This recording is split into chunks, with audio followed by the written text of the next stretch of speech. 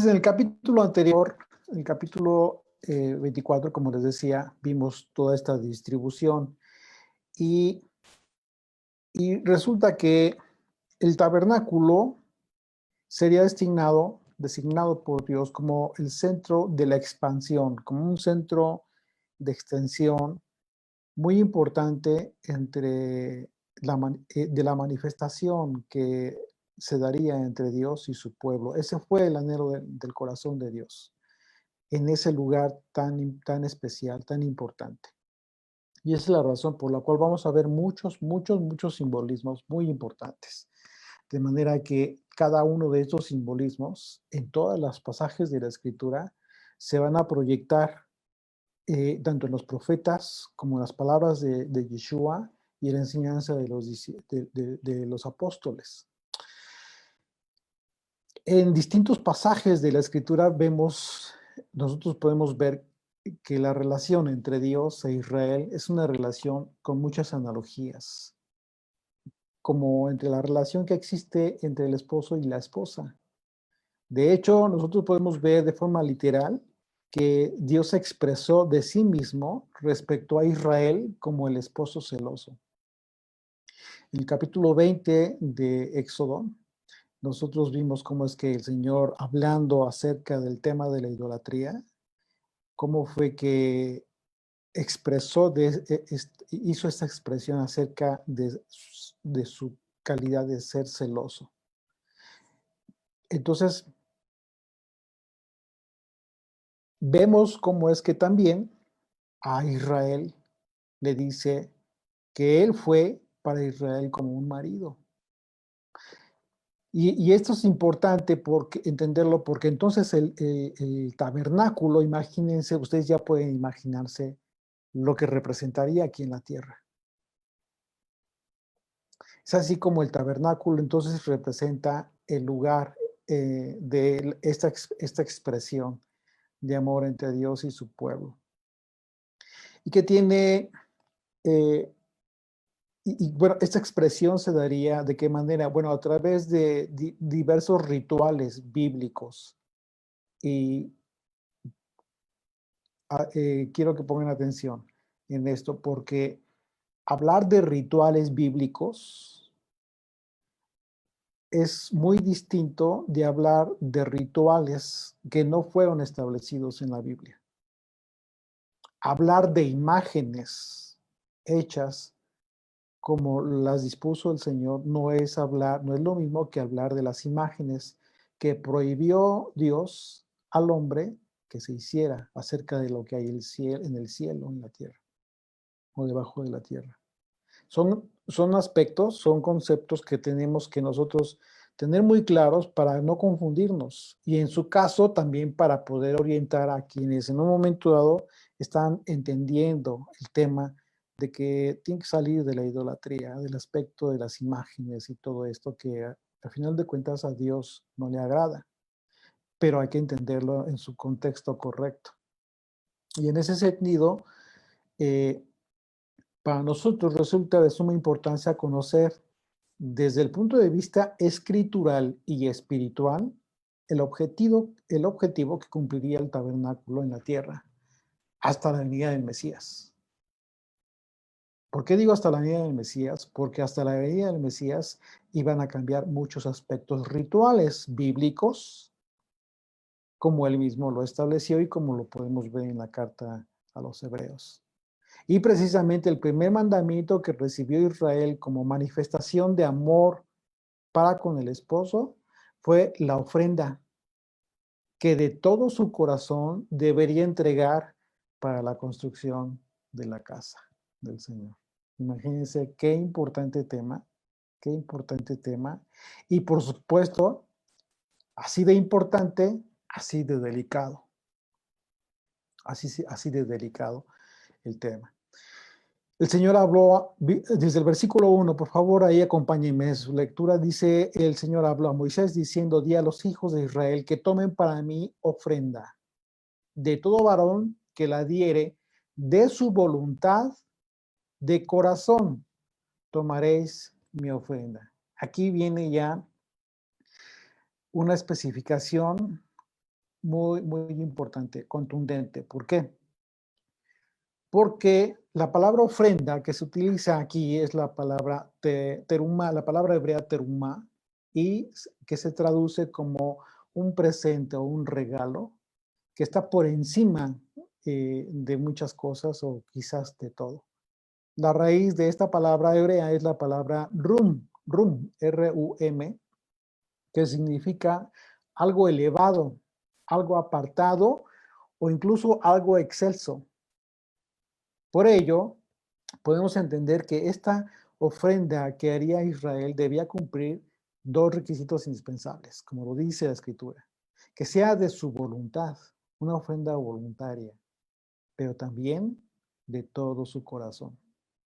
Así, al cumplir con estos dos requisitos, la ofrenda sería aceptada por el Señor, porque entonces sí sería una ofrenda entregada por encima de cualquier cosa, muy apartada, muy excelsa. En sí mismo, ese tipo de ofrenda es especial, si tiene estos dos requisitos, una ofrenda excelsa. Y bueno, por otro lado, aquí se nos deja muy claro que estos requisitos que debían tener esas ofrendas para la construcción del tabernáculo serían ocupadas para esto precisamente. O sea, no tendrían otro objetivo, sino para la construcción del tabernáculo y de todos los elementos, todos los instrumentos. Y de esta forma entonces quedarían vinculadas estas ofrendas para siempre. Fíjense bien qué importante es. Desde tu corazón, desde tu voluntad y lo que tú podrías dar en aquel entonces, en ese momento, quedará vinculado con el propósito divino. Entonces, imagínense lo importante que fue para todo Israel en aquel momento, que Dios lo tomara de esa forma.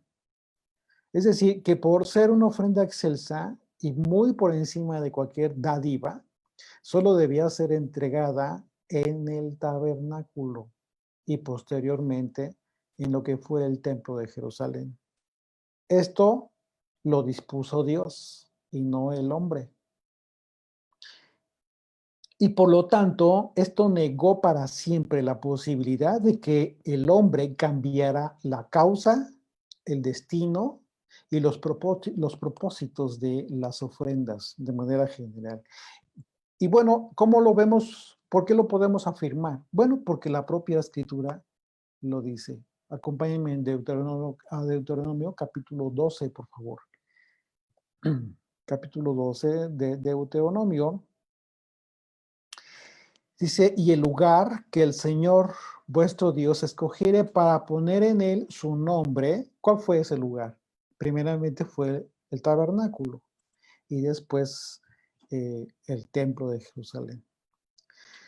Dice, donde para poner en él su nombre, allí llevaréis todas las cosas que yo os mando. Y aquí dice, ¿cuáles cosas? Es muy específico.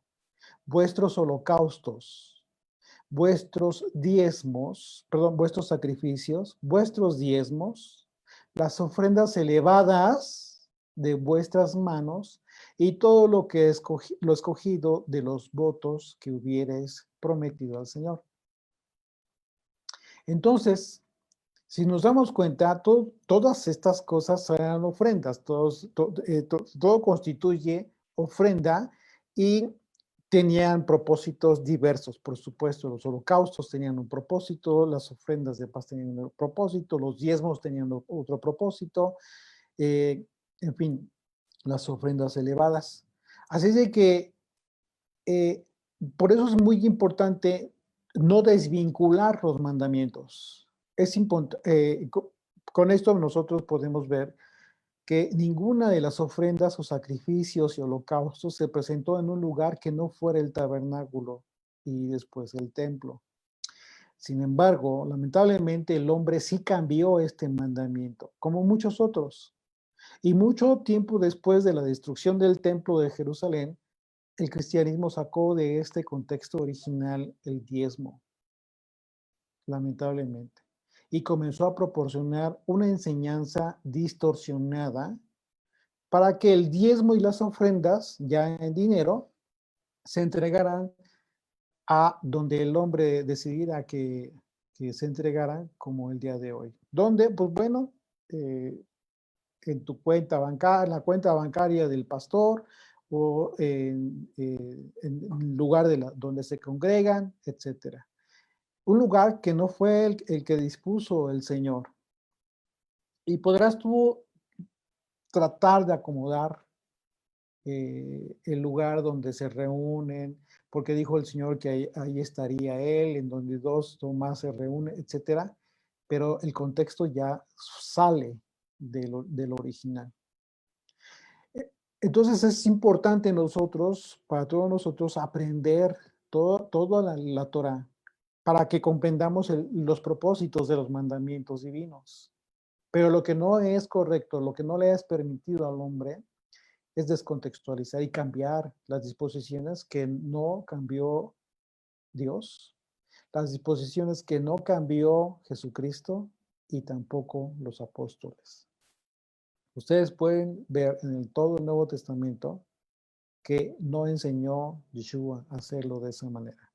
Por el contrario, él no pudo haber enseñado algo contrario a la Torá, porque entonces no hubiese dado testimonio de que era el Mesías. Él tenía que haber cumplido y enseñar a cumplir la Torá como tal. Y el Señor sabía que el templo iba a desaparecer, iba a ser destruido. Por esa razón no confirmó como vigente el mandamiento del diezmo, de los holocaustos y todos estas ofrendas que se llevan a cabo dentro de un ritual bíblico en el tabernáculo y en el templo. Lo curioso es que hoy los movimientos religiosos de las raíces hebreas, y eso es lo que no tiene lógica, porque estos movimientos enseñan mucho el tema, muchos aspectos de judaísmo, les fascina el tema del judaísmo, y bueno, el asunto es que acerca de la enseñanza del diezmo, ellos continúan enseñándolo como vigente. No solamente lo enseñan acerca de cómo se dispuso en la Torah, eso lo tenemos que hacer todos. Tenemos que aprenderlo y así enseñarlo, porque así está en la escritura. Hay que aprenderlo, es importante entenderlo. Y también los propósitos. Lo que no es válido y a Dios no le agrada es que el hombre cambie el contexto del tiempo actual. Por ejemplo, hoy en día tú no puedes llevar a cabo holocaustos. No puedes llevar a cabo sacrificios. Todo esto en un momento dado, la enseñanza cristiana lo entendió. Lo que no entendió fue el tema del diezmo. ¿Sí? La pregunta es, y una pregunta que nos tenemos que hacer todos, ¿por qué los movimientos mesiánicos que tanto gustan de la enseñanza o de la tradición judía no enseñan algo que el pueblo judío sí dejó de enseñar? Y es que el pueblo judío dejó de enseñar el mandamiento del diezmo bíblico como mandamiento vigente. Eso no lo enseñan. ¿Por qué no lo enseñan? O sea, a ti te pueden enseñar que te pongas las filacterias, que te pongas, que andes todo el tiempo con tu talit, o sea, cosas rituales y que en un momento dado hay una mezcla tanto de mandamientos como de aspectos tradicionales del pueblo judío que no son mandamientos, pero que les fascinan. Pero, ¿cómo te explicas tú que en el tema del diezmo no te enseñan lo que el judaísmo sí enseña hoy en día? Hoy el judaísmo enseña una ley que ellos crearon. Ellos crearon una ley y son honestos y ellos lo dicen claramente, sin ningún problema. La ley, la halajá, la mitzvot que le llaman, el mandamiento, maaser kesafim, que tiene que ver con un diezmo en dinero, o sea, un 10% en dinero de todos sus ingresos. Pero aclaro, ellos no enseñan que está vigente el diezmo bíblico. ellos romperían el respeto que siempre han guardado con relación a todo el tema de los holocaustos, las ofrendas y todo el sistema sacrificial que solamente podía llevarse a cabo en el templo. El pueblo judío es muy respetuoso de las cosas santas, ¿sí? Independientemente de que ellos continúan con su tradición, con sus leyes alágicas, etcétera, etcétera, pero con el tema de la escritura, ellos han tratado de ser muy respetuosos en ese tema. Y ellos en ese sentido tuvieron que crear esta ley para que las personas observantes,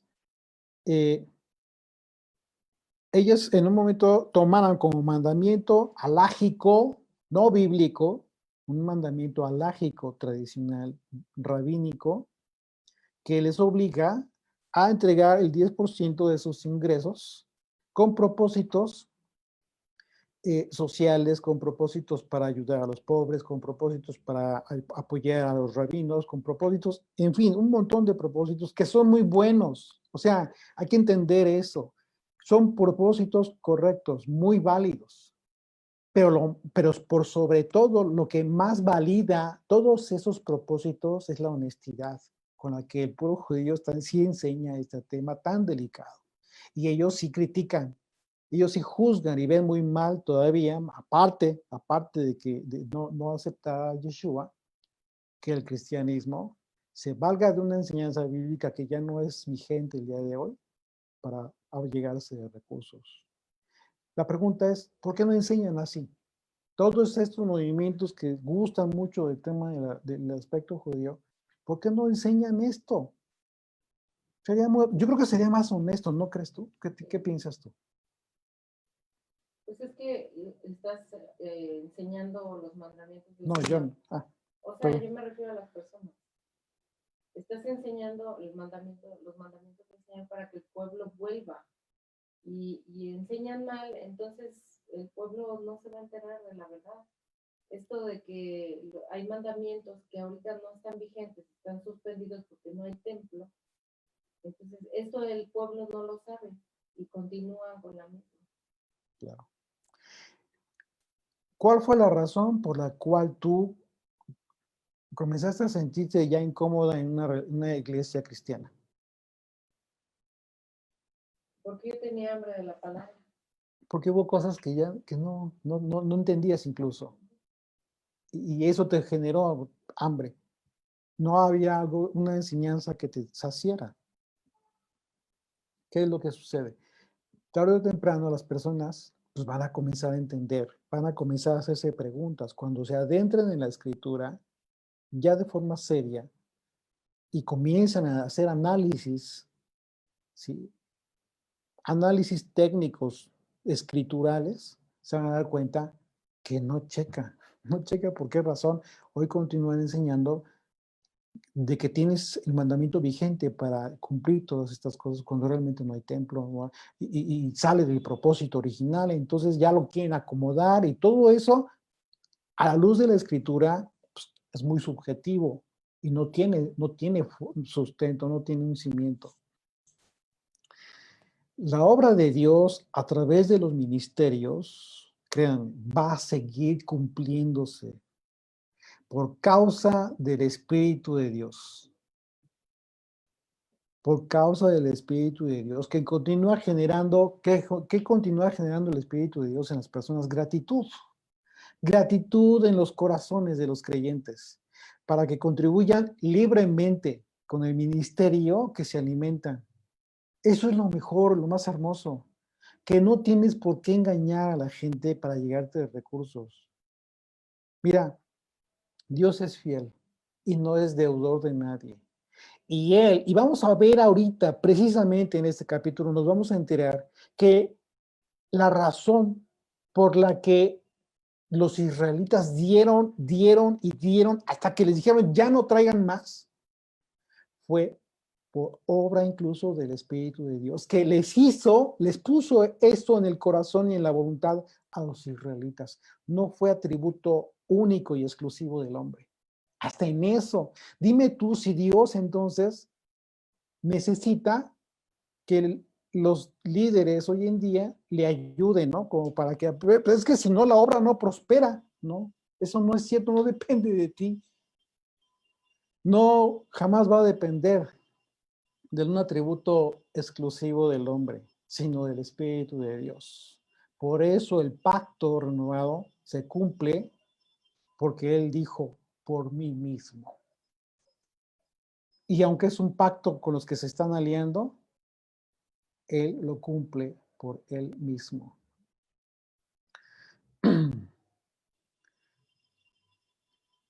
Dice, regresamos al verso 3. Esta es la ofrenda que tomaréis de ellos: oro, plata, cobre, azul, púrpura, carmesí, lino fino, pelo de cabra, pieles de carneros teñidas de rojo, pieles de tejones, madera de acacia, aceite para el alumbrado, especias para el aceite de la unción y para el incienso aromático, piedras de ónice y piedras de engaste para el efod y para el pectoral, y harán un santuario para mí, y harán un santuario para mí, y habitaré en medio de ellos. Fíjate qué hermoso. Porque pues este es el anhelo del Señor. De acuerdo a los requisitos por los que Israel entregó la ofrenda para la construcción del tabernáculo, vemos que estos requisitos, como te lo comentaba ahorita, no, o sea, ve todo lo que tenían que entregar, pero no arrepentió de ellos. Esta actitud con la que ofrendó Israel también fue un don entregado por Dios. De la misma manera en que hoy las personas manifiestan su gratitud para un ministerio, para otro, de donde se están alimentando, porque así debe de ser y es lo más correcto, pero por gratitud, ¿sí? Con lo que puedan, porque también lo dijo el Señor a los discípulos: vayan, den el evangelio y tomen lo que les den. Nunca dijo, pidan los diezmos. Pues claro que no, porque todavía estaban los levitas. Entonces, de gratitud, lo que te den. Y te vas a apoyar para los gastos que tengas que hacer en tu ministerio, sea grande o sea pequeño, ¿sabes qué? Por simplemente lo que está haciendo Dios en las propias personas. Entonces, todos tus argumentos se derriban ante esta gran verdad. Y esto es bíblico y esto está confirmado en la Escritura. Acompáñenme a Éxodo 35, por favor. Acompáñenme a Éxodo 35.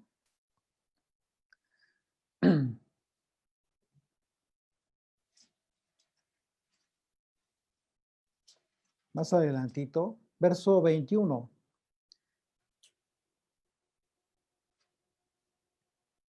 Fíjense, dice la Escritura, y vino todo varón a quien su corazón estimuló,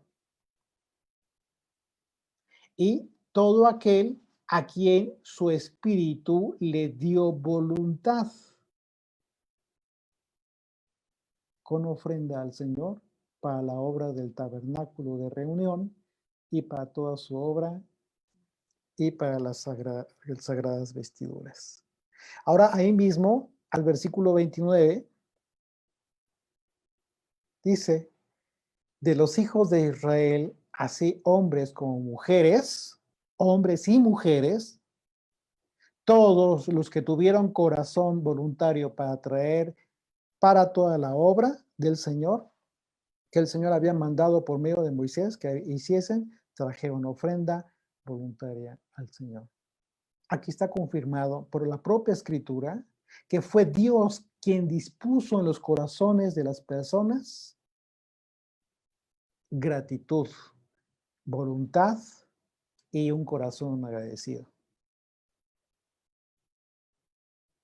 Así es de que eso de que tienes que dejar de hacer lo que te corresponde con relación a tu familia que tienes que sostener para hacerte de un trabajo, porque de otra manera pues no puedes dedicarte a la obra. Bueno, de manera muy modesta, yo les puedo confirmar todo lo contrario. El Señor me ha permitido de forma muy modesta, quiero ser claro, tampoco voy a decir que tengo un superministerio a cargo, no. El Señor me ha permitido contribuir con un pequeño granito con lo que estamos haciendo y no he faltado a las responsabilidades de mi casa. Y no he engañado a las personas con relación a este tema tan delicado. Y yo creo que el Señor, y estoy confirmado, y estoy, bueno, me lo ha demostrado el Señor todo el tiempo, que Él es fiel. Y yo jamás podría decir que me debe algo al Señor, al contrario, el Señor es tan bueno, el Señor es tan bueno que Él es quien lleva su obra, y Él es el quien abastece lo que tenga que abastecer, provee lo que sea necesario. Esa es la razón por la que jamás existió la necesidad de manipular el mandamiento de las ofrendas a conveniencia, porque quien lo ha hecho considera entonces que Dios no puede cumplir la obra de forma sobrenatural, como siempre ha sido. Hay que madurar en ese sentido. Y si tú que estás a cargo de un ministerio tienes la oportunidad de rectificar, date la oportunidad de ver las maravillas de Dios. Porque el ministerio que te ha encargado no es tuyo, es de Él. Tú tienes el honor de que el Señor te use. Así es de que hay que hacerlo con dignidad. Entonces vemos que el Señor dijo, y harán un santuario para mí. La palabra santuario en el hebreo es la palabra mikdash, que significa un lugar consagrado. Un santuario sería entonces la casa de unión entre el amado y la amada, el esposo y la esposa. Un punto de reunión muy importante en el cual todo el pueblo, la amada, estaría representada por los sacerdotes que estarían llevando a cabo el servicio en el lugar santo. Dice Cantar de los Cantares 1:16, he aquí que tú eres hermoso, amado mío, y dulce. Nuestro lecho es de flores, las vigas de nuestra casa son de cedro y de ciprés de artesonados. Qué hermoso, qué hermoso. Y si ustedes han tenido la oportunidad de leer el libro de Cantar de los Cantares, se van a dar cuenta que efectivamente es una relación de amor entre Dios y su pueblo, tal cual. Hermoso este libro. Es uno de mis libros favoritos. Y bueno, dice, ¿dónde me quedé? Verso 8, verso 9 dice, conforme a todo lo que yo te muestre, el diseño del tabernáculo y el diseño de todos sus utensilios, así lo haréis. Y bueno,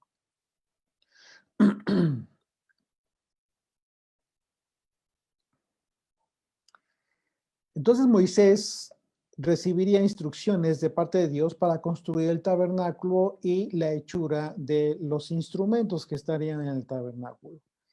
Vemos en Hebreos 8, versículo 5, dice, los cuales sirven a lo que es figura y sombra de las cosas celestiales. Todos estos elementos que vamos a analizar acerca del tabernáculo son figura y sombra de las cosas celestiales, como se le advirtió a Moisés cuando iba a dirigir el tabernáculo, diciéndole, mira, haz todas las cosas conforme al modelo que se te ha, conforme al modelo que se te ha mostrado en el monte. En tiempos de David, fíjense que se vivió algo similar, precisamente para la construcción del templo en Jerusalén. Y acompáñenme, por favor, a Primera de Crónicas, ahí en sus Biblias, Primera de Crónicas, capítulo 29. Y vamos a leer de los versículos 1 al 9. Vamos a confirmar una vez más que esto que nació del corazón de David y que fue apoyado por el Señor, a pesar de que le dijo que el Señor no habita en construcciones hechas de mano de hombre, a pesar de eso el Señor le apoyó y también vemos algo similar con relación al pueblo.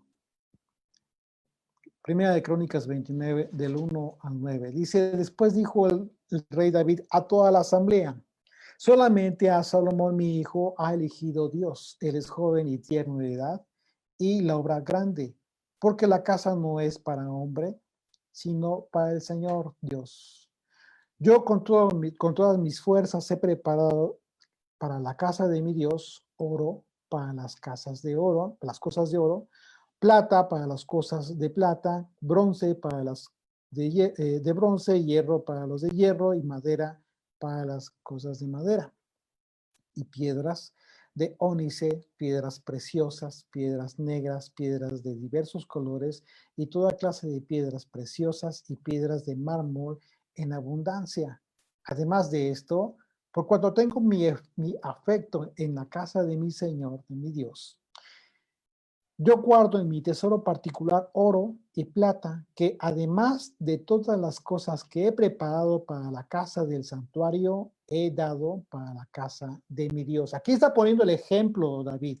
Está hablando de él mismo, no por un sentimiento malo ni desviado, sino precisamente por una pregunta que les va a hacer a todo el pueblo. Dice, 3,000 talentos de oro de Ofir, y 7,000 talentos de plata refinada para cubrir las paredes de las casas.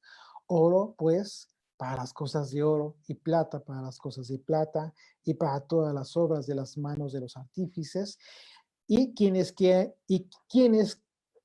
quieren hacer hoy ofrenda voluntaria al Señor. Aquí está la pregunta, sí.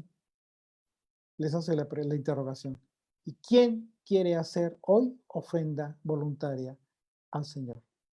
Entonces el jefe de familia y los principales de las tribus de Israel, jefes de millares y de centenas, con los administradores de la hacienda del rey, ofrecieron voluntariamente y dieron para el servicio de la casa 5,000 talentos y 10 dracmas de oro, 10,000 talentos de plata, 18,000 talentos de bronce y 5,000 talentos de hierro.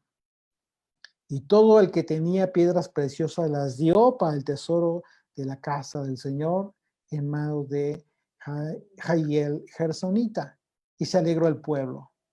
Y se alegró el pueblo por haber contribuido voluntariamente, porque de todo corazón ofrecieron al Señor voluntariamente. O sea, ¿te das cuenta cómo es que, una vez más, el Señor confirmó este anhelo de David, que tenía en su corazón, porque era conforme a la voluntad del Señor? Y una vez más dispuso en los corazones del pueblo la voluntad y la gratitud de todo corazón. Y bueno, dice el Señor también, y habitaré en medio de ellos. El texto en hebreo, se dice que el texto en hebreo no dice el Eterno va a habitar entre ellos, sino en ellos, que se utiliza betoham. Por lo que entonces la traducción probablemente sea y yo residiré en él. Pero aquí está diciendo que va a morar dentro del pueblo de Israel. El verdadero lugar de la morada es el corazón de cada uno del pueblo de Israel. Y entonces aquí ya comienzas a conectar la voluntad y el corazón con que ofrendaron para la construcción de la casa. Entonces, esta actitud de corazón de Israel, con la que entregó al Eterno, desde entonces, pues está muy vinculada, desde entonces está muy vinculada al corazón y al amor fidedigno del hombre para con Dios, por parte de todos los que dicen que le aman.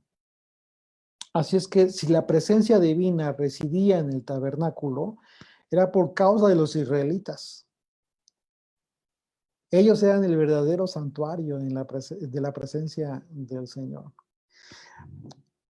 Primera de Corintios 3:16. Fíjense lo que el apóstol Pablo dice con relación a este tema. Dice, ¿no sabéis que sois templo de Dios y que el Espíritu de Dios mora en vosotros, de la misma manera en que la presencia divina está donde se reúne su pueblo para adorarle. ¿Ok? Lo que comentaba yo hace un momento. Mateo 18:20 dice, porque donde están 2 o 3 congregados en mi nombre, allí estoy yo en medio de ellos. Y es aquí donde en ocasiones se puede tergiversar el contexto correcto de este pasaje. ¿Por qué? Porque dices tú, bueno, es que si en la congregación se reúnen 2 o más, pues ahí está bien que lleven los diezmos. Sí, pero el problema es que el diezmo no tenía el propósito que hoy, con el que vas a ocuparlo hoy. El diezmo, uno de los propósitos más importantes, era el sostenimiento de los levitas. Por eso el diezmo era en comida, era en granos, no era en dinero. Tiene todo el sentido, ¿no? Entonces, esta analogía acerca de Dios y su espíritu en el corazón de los hombres nos remite a lo que Yeshua hizo en la tierra, según las palabras del apóstol Juan, al decir que el Hijo de Dios hizo tabernáculo entre los hombres. Juan 1:14. Fíjense lo que dijo el apóstol. Dice, y aquel verbo fue hecho carne y habitó entre nosotros. Y vimos su gloria como del unigénito del Padre, lleno de gracia y de verdad. Entonces, aquí Jesucristo cumplió el anhelo de Dios al habitar entre su pueblo. Literal. Entonces podemos ver que la palabra hebrea que se utiliza para habitación es la palabra shakan, que significa residir permanentemente en una localidad, en un lugar. Y como vemos, la palabra hebrea se relaciona mucho con la palabra Shekinah, que es aplicada para expresar la manifestación de la gloria divina, asentada sobre el propiciatorio. La Shekinah era el símbolo de la presencia divina, por medio de la cual Dios había prometido habitar en medio de ellos. Así como fue cubierto, recuerden en el capítulo anterior, como le dijo el Señor a Moisés, sube, pero solamente él. Y una vez que estuvo en la cima, Moisés fue cubierto por una nube en la cima del monte Sinaí.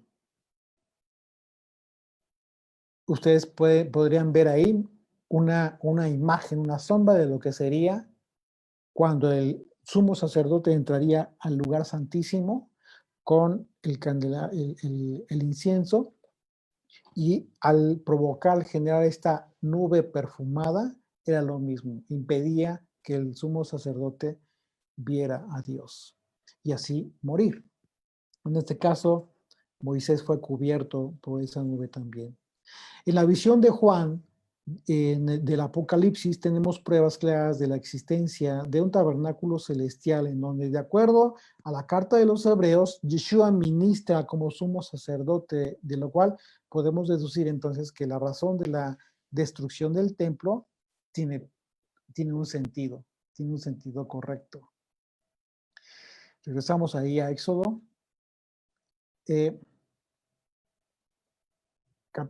Versículo 10, por favor. Y bueno,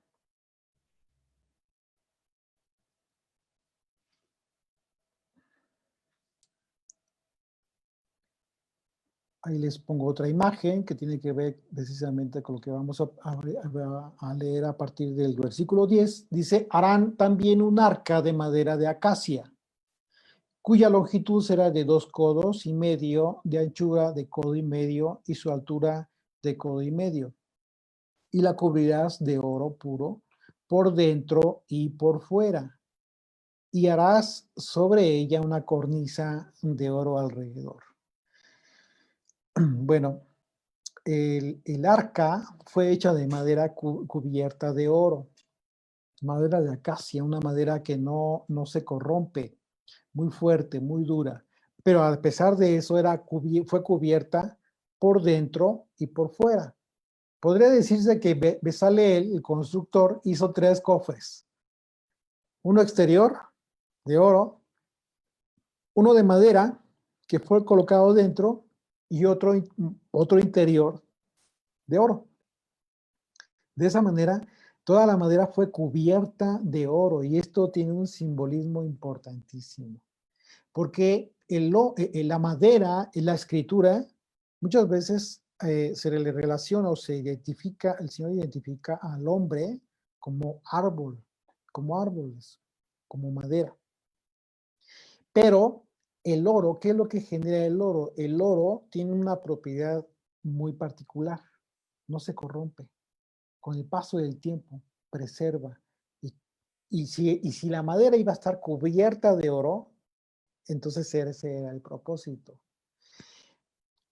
Más adelante vamos a ver que más simbolismo. Tiene muchísimas analogías y muchos simbolismos relacionados con Yeshua, el arca del pacto. Pero vamos a verlo más adelante para no extendernos demasiado, porque de otra manera sería un estudio muy largo. Acompáñenme a el Salmo 1, del 1 al 3, por ejemplo, dice, bienaventurado el varón que no anduvo en consejo de malos, no se corrompió, ni estuvo en camino de pecadores, ni en silla de escarnecedores se ha sentado, sino en la ley del Señor está su delicia. ¿Qué iba a estar dentro del arca? La ley del Señor. Y medita de día y de noche, será como árbol plantado junto a corrientes de agua, que da su fruto en su tiempo y su hoja no cae, y todo lo que hace prospera. Salmo 92, versículos 12 y 14, 12 al 14, dice, el justo florecerá como la palmera, crecerá como cedro en el Líbano, plantados en la casa del Señor, en los atrios de nuestro Dios florecerán. Aún en la vejez fructificarán, estarán vigorosos y verdes. Jeremías 17, 7 y 8 dice, bendito el varón que confía en el Señor y cuya confianza es el Señor, Yud-Hei, Vav-Hei, porque será como el árbol plantado junto a las aguas, que junto a la corriente echará sus raíces y no verá cuando viene el calor, sino que su hoja estará verde y en el año de sequía no se fatigará ni dejará de dar fruto. Entonces el oro, como les comentaba, tiene este propósito. No se echa a perder, no se oxida y no se maltrata por el paso del tiempo. Así es de que tenía un propósito simbólico importantísimo en relación al hombre. Dice verso 12, fundirás para ella 4 anillos de oro, que pondrás en sus 4 esquinas, 2 anillos de un lado de ella y 2 anillos al otro lado. Como ustedes verán en la imagen que les estoy compartiendo, precisamente estos anillos tenían el propósito de pasar por ahí las varas para que fuera trasladada el arca. Dice verso 13, harás unas varas de madera de acacia, las cuales cubrirás de oro. Y meterá las varas por los anillos a los lados del arca para llevar el arca con ellas. Las varas quedarán en los anillos del arca, no se quitará de ella. Y bueno, esto era ahí muy importante. Las varas, una vez pasadas por estos anillos, debían permanecer ahí, descansar, para que al ser trasladadas, descansaban sobre los hombros de los varones que la trasladaban durante el peregrinaje de Israel en el desierto. Estas varas debían permanecer en su lugar con el fin de evitar tener que tocar cualquier parte del arca en el momento de su traslado. Estas varas no eran parte del arca en sí. Bajo esta prescripción, los hombres iban a evitar morir. Sin embargo, sucedió un accidente que generó la muerte de un hombre. Dice, segunda Samuel 6, del versículo 6 y 7, dice, cuando llegaron a la era de Nacón, Usa extendió su mano al arca de Dios y la sostuvo porque los bueyes tropezaban.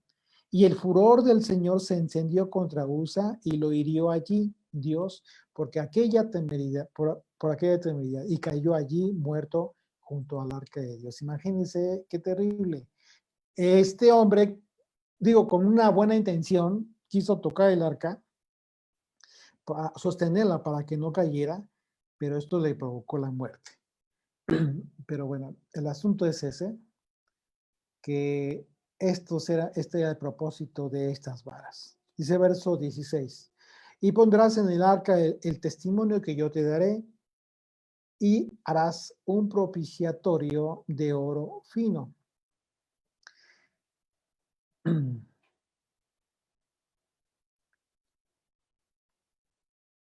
Si ustedes se dan cuenta, en la imagen que les comparto a continuación, vemos en la parte interior lo que habría dentro, independientemente de los otros elementos que aún no se describen. Vemos que efectivamente estaba el testimonio que el Señor le entregó a Moisés, como dice el versículo 16. Una vez más dice, pondrás en el arca el testimonio que yo te daré, y harás un propiciatorio de oro fino, cuya longitud será de 2,5 codos y su anchura de 1,5 codos. ¿Cuál es el propiciatorio? Bueno, el propiciatorio es esto. La imagen que a continuación les comparto. Esto en sí era la charola, la tapa que cubría el arca, la caja, por decirlo así. Era el propiciatorio de oro fino, cuya longitud será de 2,5 codos y su anchura de 1,5 codos. Harás también 2 querubines, que son estos ángeles que se ven ahí sobre la charola, sobre la tapa. De oro labrados a martillo los harás en los 2 extremos del propiciatorio. Harás pues un querubín en un extremo y un querubín en el otro extremo. De una pieza con el propiciatorio harás los querubines en sus 2 extremos. Es decir, toda esta imagen que ustedes ven, todo este elemento, formaba solamente una pieza. No estaban separados los querubines de la charola, del propiciatorio. Estaban unidos en una sola pieza de oro. Los querubines se extenderán por encima de las alas, cubriendo con sus alas el propiciatorio, sus rostros, el uno frente al otro, mirando al propiciatorio, los rostros de los querubines. Si se dan cuenta, la imagen efectivamente describe las alas encontradas de los 2 querubines y los rostros de estos querubines hacia el propiciatorio. ¿Cuál es el propiciatorio? Exactamente la parte central de la charola, que era el lugar exacto en donde el sumo sacerdote vertía la sangre para expiación por los pecados del pueblo en el día de Yom Kippur.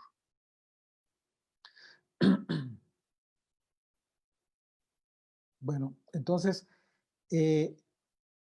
como vemos, todos estos elementos que se describen tienen un simbolismo que trasciende a la fe de todo el pueblo de Israel, hasta nuestros días incluso. De manera que todos los elementos que se describen son proféticos y los profetas, a través de su mensaje a Israel, siempre expresaron el mensaje del Eterno usando todos estos simbolismos. Pero eso es indispensable. Por esa razón es indispensable que nosotros profundicemos cada vez más en el conocimiento de la Escritura. No te estaciones, nunca en tu vida digas, esto ya lo sé. Te vas a equivocar y en el peor de los casos, tú mismo te cierras la oportunidad de esto, de lo que habló el apóstol Pablo acerca de la dispensación del conocimiento de Dios a través de los tiempos. Lo que hoy sabes, hasta un grado, mañana Dios te va a dar algo maravilloso por sobre lo que ya conocías. Por esa razón es sería inteligente que no dijéramos que algún pasaje de la Biblia ya lo conoces y ya no te esfuerzas, ya no meditas en ello. La escritura no es como un libro de texto. La palabra de Dios no es como un libro de alguna ciencia o arte, etcétera, en el que conoces algo y ya, simplemente es un conocimiento abstracto. No es así. El conocimiento de la Biblia siempre tiene etapas, tiene capas, tiene facetas, tiene coberturas, tiene revelaciones cada vez que tú ocupas tu tiempo para estar en contacto con la Escritura, porque es de esa manera como el Señor le habla a sus hijos. Jesucristo le dijo a Nicodemo, si no creen estas cosas, ¿cómo van a creer las cosas celestiales? ¿Por qué lo dijo? Porque el Señor no te va a dar a la primera, en un pasaje, todo lo que implica ese pasaje. Te va a ir dando de poquito, de a poquito. Y es por esa razón que el propósito de este ministerio es tratar de profundizar cada vez un poquito más en la escritura. No nos distraemos en otras cosas, no hay tiempo para eso, créanme, no hay tiempo para eso. Es importantísimo que nosotros profundicemos para al mismo tiempo tener la posibilidad de transmitir a otros más pequeños, más jóvenes que van queriendo conocer la escritura, y entonces el Señor te va a dar la capacidad, la posibilidad de ponerte a nivel, de poder transmitir en un momento dado el conocimiento de forma sencilla, pero que tu conocimiento y la profundidad que buscas en el conocimiento de la Escritura, el conocimiento de Dios, sea a través de la propia Escritura, no a través de fuentes ajenas. Eso es cábala, eso es otro, puedes llamarlo de otra forma. Hay infinidad de medios por medio de los cuales el hombre ha procurado hacer esto, pero desconectándose de la raíz original que es la Escritura. Así es de que en el caso del arca del pacto y el lugar donde fue colocada, que fue el lugar santísimo, representa el lugar más íntimo del tabernáculo, como el lugar más íntimo para el hombre es su corazón. Tu corazón es lo más íntimo de tu ser. De modo que cuando nos enteramos que lo que fue colocado en el interior del arca fue la ley, empezaron a conectar, fueron las tablas de piedra. De inmediato recordamos la profecía de Ezequiel acerca de la transformación de los corazones de piedra en corazones de carne, con el propósito de que la ley de Dios fuera escrita en la mente y en los corazones de los hombres. Acompáñenme a Ezequiel. Vamos a recordar esto, por favor. Acompáñenme a Ezequiel 11, versículos 19 y 20. Dice, y les daré un corazón y un espíritu nuevo. Pondré dentro de ellos, y quitaré el corazón de piedra del medio de su carne, y les daré un corazón de carne, para que anden en mis ordenanzas y guarden mis decretos, y los cumplan, y me sean por pueblo, y yo sea ellos por Dios. Qué hermosa promesa. Así es de que yo te aseguro que si tú nos estás acompañando y dedicas todo tu día de reposo a escuchar la palabra de Dios, a estudiar, a compartir lo que estás aprendiendo, el Señor ya ha cumplido esta promesa profética en ti. Ha cambiado el corazón de piedra y ha puesto un corazón de carne. ¿Con qué propósito? Con un propósito bíblico profético. ¿Cuál fue? Albergar en tu corazón, como en el arca del pacto, la ley, como lo más preciado, porque es lo que te va a transformar. Si tú sacas la ley de este interior, no vas a cambiar. No va a haber una transformación de tu vida. La transformación de tu vida es literal, práctica, día con día, paso con paso, palabra con palabra, que tú usas durante los días de tu vida. Un hombre espiritual ha aprendido a ser dirigido e instruido por su espíritu, que está recibiendo el testimonio del Espíritu del Eterno en el interior de su corazón.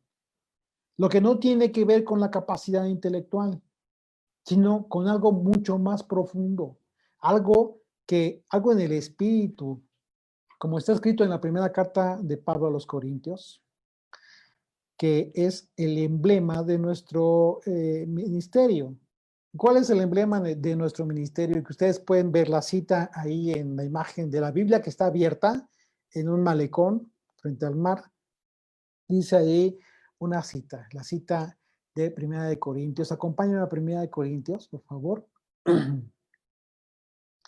Capítulo 2. Desde el versículo 5, del 5 al 10. Si ustedes ven la imagen del Ministerio de Estudiantes de la Biblia, van a ver esa cita. Dice, para que vuestra fe no esté fundada en la sabiduría de los hombres, sino en el poder de Dios. Sin embargo, hablamos sabiduría entre los que han alcanzado madurez. Y sabiduría no de este siglo, ni de los príncipes de este siglo, que perecen. Es decir, no de la sabiduría de los sabios, porque esa sabiduría perece. Mas hablamos sabiduría de Dios en misterio, la sabiduría oculta, la cual Dios predestinó antes de los siglos para nuestra gloria. La que ninguno de los príncipes de este siglo conoció, porque si lo hubieran conocido, nunca habrían crucificado al Señor de la gloria. Antes bien, como está escrito, cosas que ojo no vio, ni oído oyó, ni han subido al corazón, en corazón de hombre, son las que Dios ha preparado para los que le aman.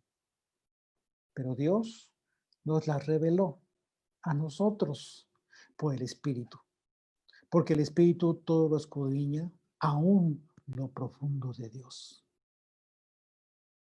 Ese es nuestro propósito. Ese es el propósito de este ministerio. De manera sencilla, pero tratando de profundizar cada vez un poquito más. Tampoco, tampoco considerar que somos los más maduros, ni mucho menos pretendemos alcanzar la madurez espiritual y pretendemos conocer todo esto que el Señor ha predestinado para nosotros. Pero también es cierto que debemos de anhelarlo. Tenemos que anhelarlo. Dice verso 21, regresamos a Éxodo 25, verso 21, y pondrás el propiciatorio encima del arca, y en el arca pondrás el testimonio que yo te daré. ¿Ok? La palabra hebrea aquí para que se ha traducido como propiciatorio es la palabra caporet, que significa cobertura, una cubierta.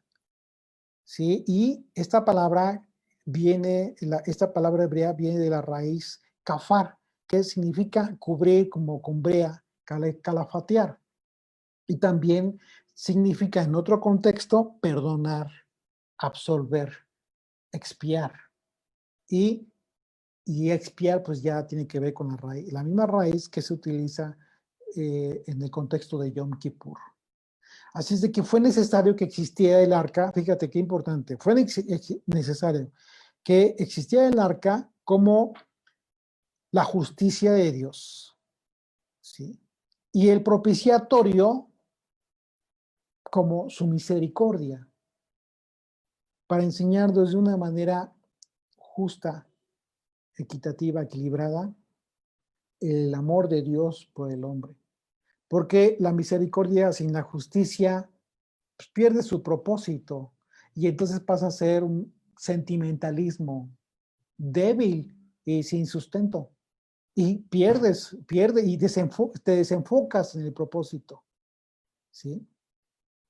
Pero por el contrario, también, digo, en el extremo, la injusticia sin misericordia se convierte en algo tan severo que puede ser llegado incluso a ser desechado por Dios mismo. Salmo 85, versos 10 al 13, dice: la misericordia y la verdad se encontraron, la justicia y la paz se besaron, la verdad brotará de la tierra. Pero fíjate cómo es que utiliza el salmista estos dos conceptos y el propósito final. La misericordia y la verdad se encontraron. La justicia y la paz se besaron. La verdad brotará de la tierra y la justicia mirará desde el cielo. El Señor dará también el bien y nuestra tierra dará su fruto. La justicia irá delante de él y sus pasos nos pondrá por camino. El Señor, en su misericordia, a final de cuentas, nos guiará en qué camino debemos seguir. Verso 22, y de allí me declararé a ti. ¿De dónde? Del propiciatorio, precisamente. De allí me declararé a ti. Y hablaré contigo sobre el propiciatorio de entre los dos querubines que están sobre el arca del testimonio. Todo lo que yo te mandare para los hijos de Israel. Aquí recibiría a partir de entonces las instrucciones que el Señor le daría para Israel. Y Moisés recibiría estas instrucciones. De acuerdo a la simbología que estamos analizando, si el arca en un sentido representa el corazón del hombre, que de acuerdo a los textos bíblicos es la morada del Señor, entonces tiene sentido si consideramos que tu corazón es el lugar de encuentro entre Dios y tú, justo desde donde el Señor te habla. Esto tiene sentido si partimos del hecho que en el arca era depositada la ley. Es decir, si Dios te va a hablar a tu corazón, sí, por cuanto tienes la ley en tu corazón. Pero si no tienes la ley en tu corazón, rechazas la ley del Señor, en tu corazón no hay nada. No hay nada que tenga que ver con el Señor. No podemos desconectar las cosas, descontextualizar los conceptos, los simbolismos. Por eso es importante aprender la Biblia en todos estos aspectos simbólicos. ¿Para qué propósito? Para que entiendas y confirmes tu fe. Y así vivas tu fe. Seguro de que es así. Entonces, es importante que consideres que sí, el Señor te habla a tu corazón, pero por cuanto tu corazón ha sido transformado a través de la ley del Señor. Entonces en tu corazón no va a haber algo que vaya en contra de la voluntad del Señor, va a ir alineado. Entonces cada vez que te pones a orar en lo oculto, cierras la puerta y en lo privado, el Señor te va a hablar a tu corazón por cuanto tienes la ley de Dios en tu corazón. Y el Señor ha transformado tu corazón. Verso 23. Harás asimismo una mesa de madera de acacia, de longitud será de 2 codos y de 1 codo de anchura y su altura de codo y medio. Bien, les voy a poner otra imagen.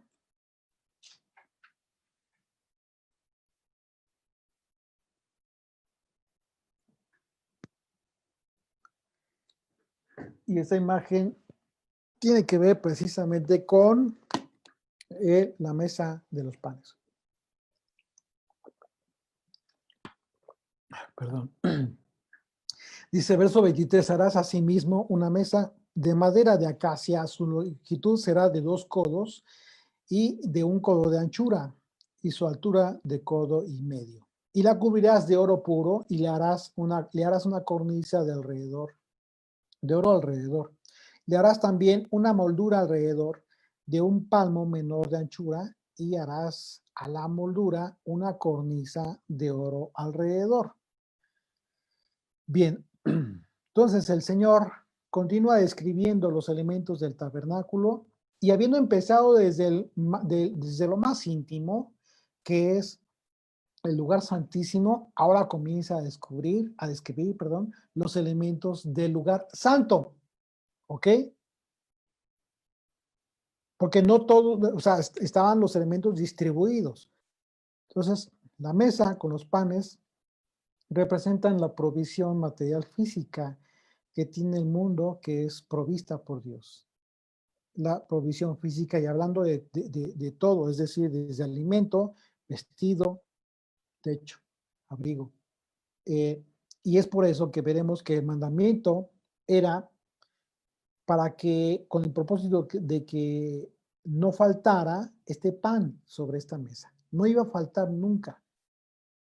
Y esto estaba representando una promesa hermosa por parte de Dios. ¿Ok? Verso 26. Y le harás 4 anillos de oro, los cuales pondrás a las 4 esquinas que corresponden a las 4 patas, de la manera similar a los aros que estaban en el arca para poder trasladarla. Los anillos estarán debajo de la moldura para lugares de las varas para llevar la mesa. Harás las varas de madera de acacia y las cubrirás de oro, y con ellas será llevada la mesa. O sea, tenía el mismo propósito, ser trasladado. Estos anillos cumplían ese propósito. Efectivamente, los escritores como Josefo confirman la posición de estos anillos y cuál era el propósito. Y pondrás sobre la mesa el pan de la proposición delante de mí continuamente.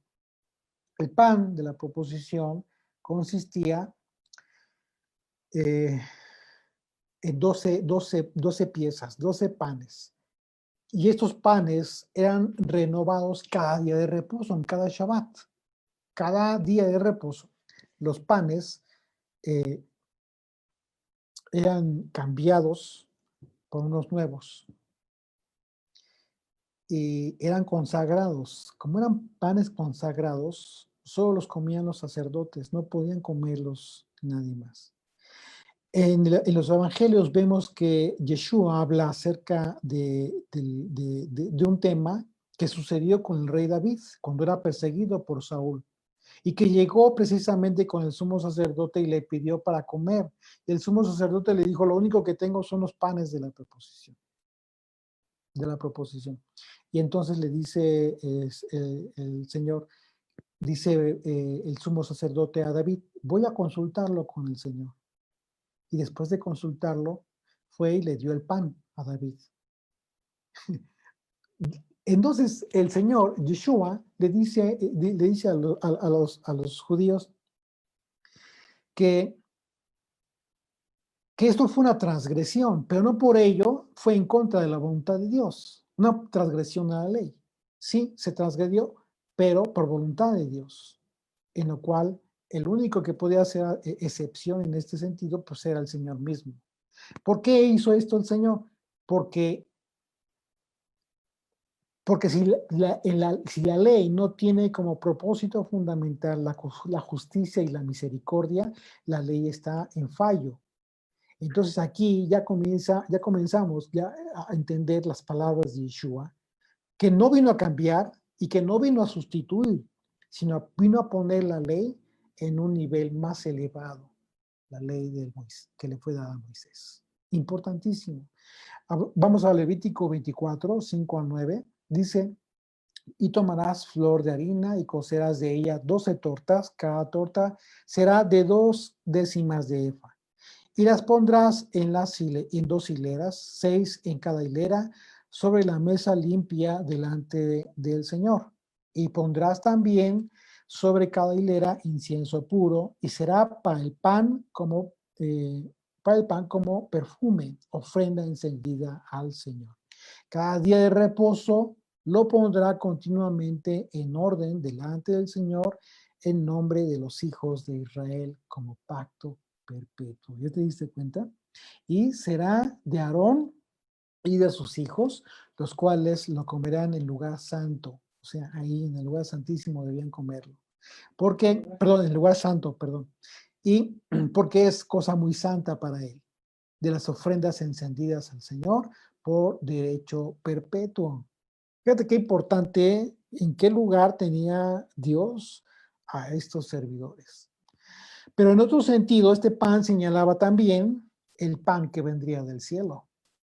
Este pan estaba representando a Yeshua como provisión espiritual, el alimento espiritual para todo Israel.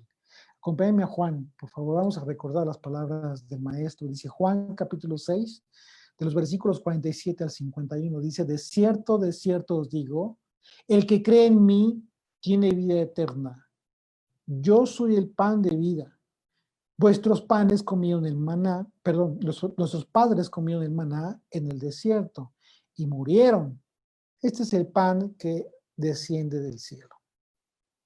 Para que el que de él come no muera.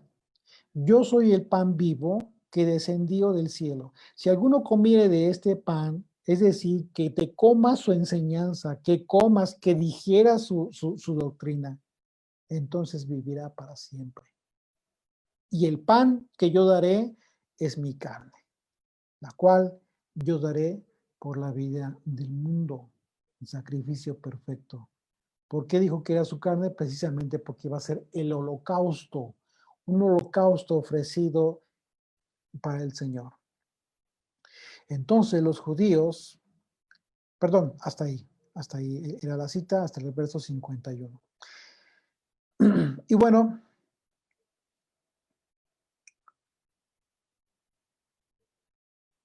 ¿dónde me quedé?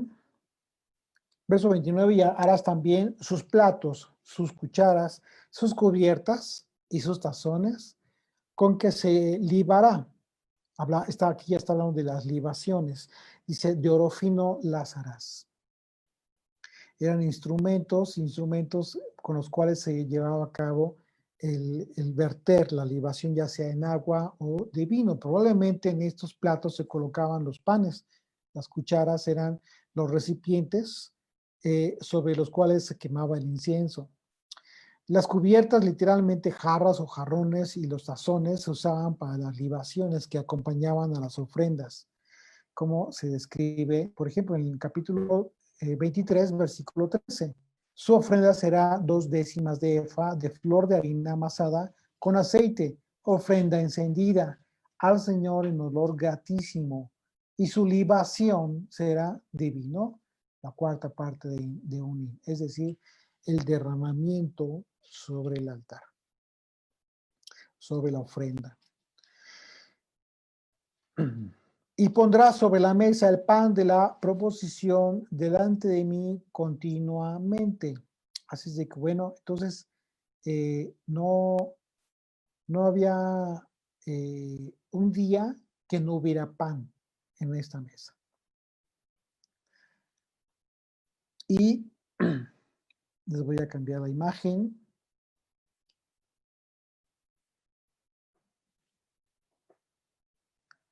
Una imagen que a muchos les gusta,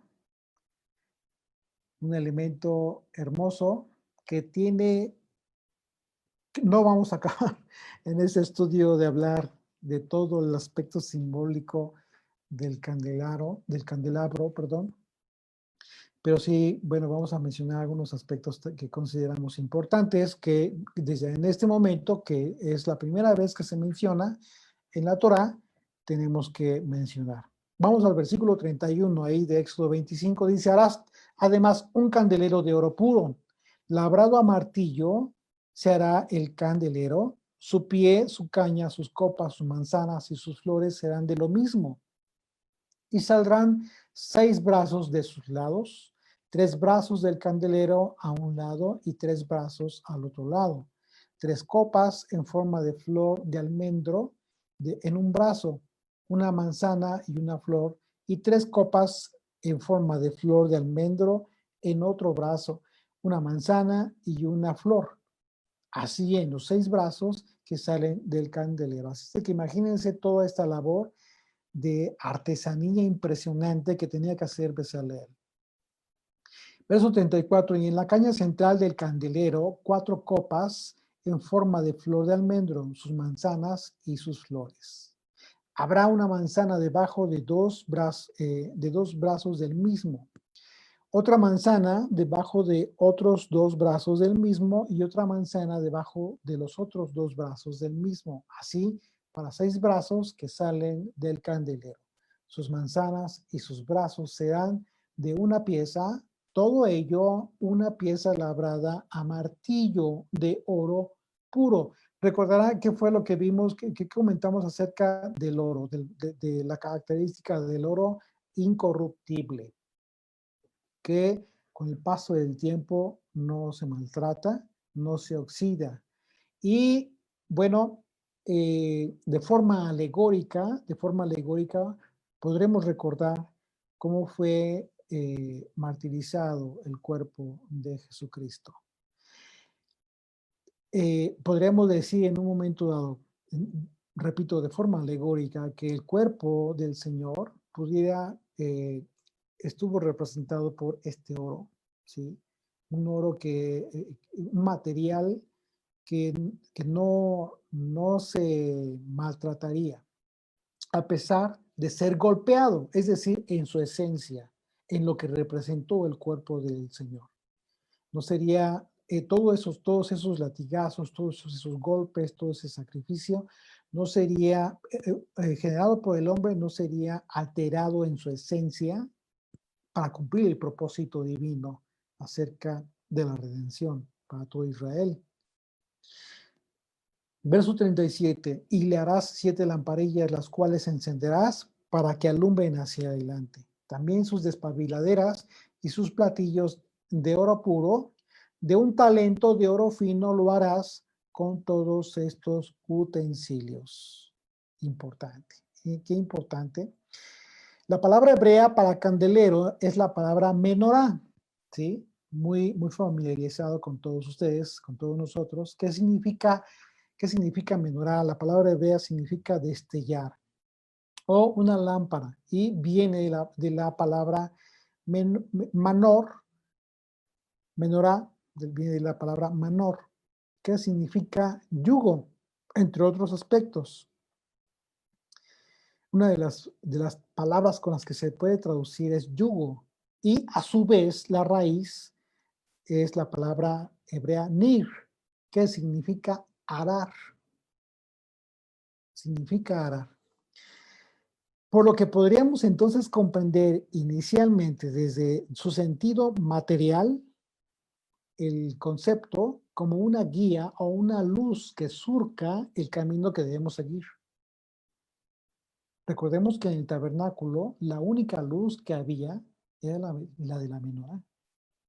En ese sentido, el significado del candelero es en dos aspectos, 2 sentidos. Uno material, por el que literalmente nuestro camino es iluminado, tal cual, como lo dijo el salmista. Salmo 119, 105 dice, lámpara es a mis pies tu palabra y lumbrera a mi camino, literal, tal cual. Proverbios 6, 23 dice, porque el mandamiento es lámpara y la instrucción luz. Y camino de vida la reprensión de la instrucción. ¿Ok? El yugo, la instrucción, la ley del Señor.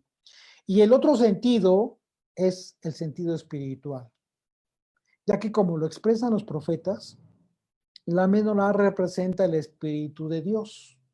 Les voy a pedir a todos, por favor, que abran sus Biblias. Abran sus Biblias. Mira, lo de menos es que yo les ponga las citas y los textos, pero no van a agarrar sus Biblias. No quiero eso. Quiero que por favor me acompañen ustedes con sus Biblias. Yo a propósito quiero que ustedes generen un hábito ahí en casita. Algo bien importante.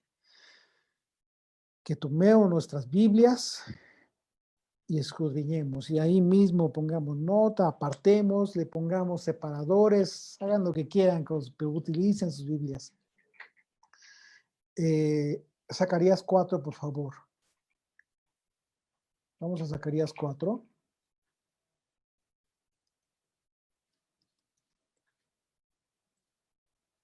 Y vamos a leer de los versículos 1 al 10. Dice, volvió el ángel que hablaba conmigo y me despertó como un hombre que es despertado de su sueño. Y me dijo, ¿qué ves? Y respondí, he mirado y he aquí un candelabro todo de oro.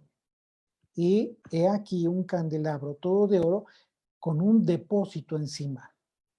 Y sus 7 lámparas encendidas del candelabro, encima del candelabro, y 7 tubos para las lámparas que están encima de él.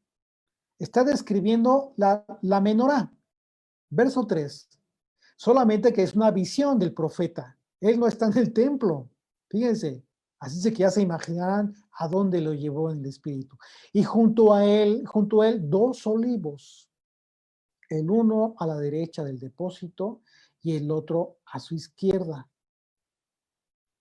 Proseguí y hablé diciendo a aquel ángel que hablaba conmigo, ¿qué es esto, Señor mío?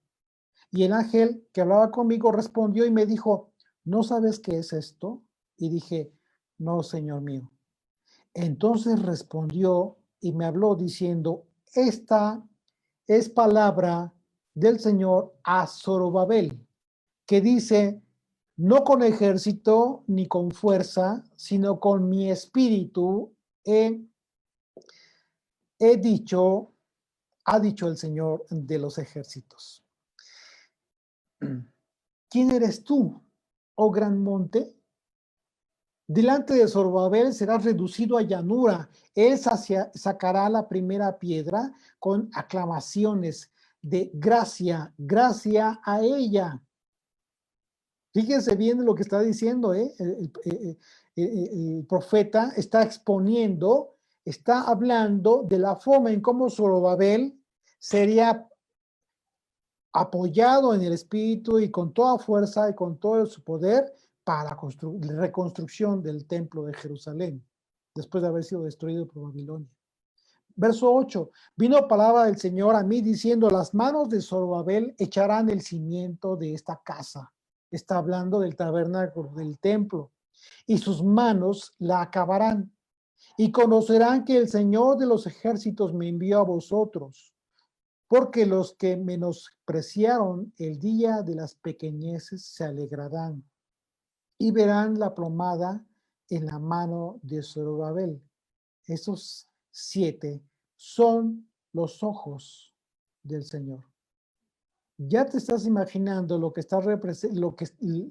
se le permitió ver al profeta acerca de estos 7 brazos de la menorá, una menorá que tú tienes en tu casa en réplica, obviamente, pero lo que realmente simboliza desde el mandamiento que recibió Moisés para erigirla, para construirla.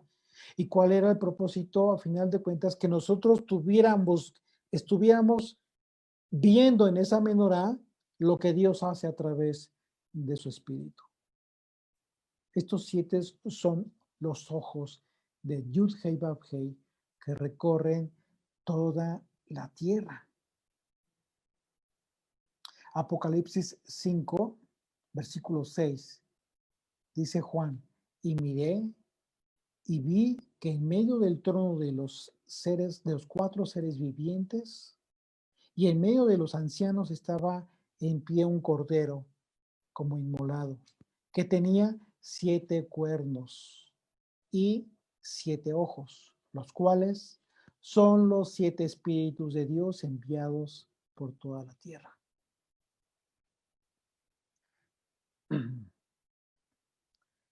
¿Recuerdan qué fue lo que va a ser, qué es lo que va a suceder cuando venga Jesucristo por su pueblo? Tocará la trompeta y mandará a sus ángeles de los 4 ángulos de la tierra para que vengan. En la profecía de Ezequiel, capítulo 37, habla del valle de los huesos secos y cómo es que tendrían que resucitar esos huesos secos. Y dice el Señor, le dice al profeta, profetiza a los vientos. Así que podemos darnos una idea del simbolismo importantísimo que iba a tener la menorá a partir de ese momento.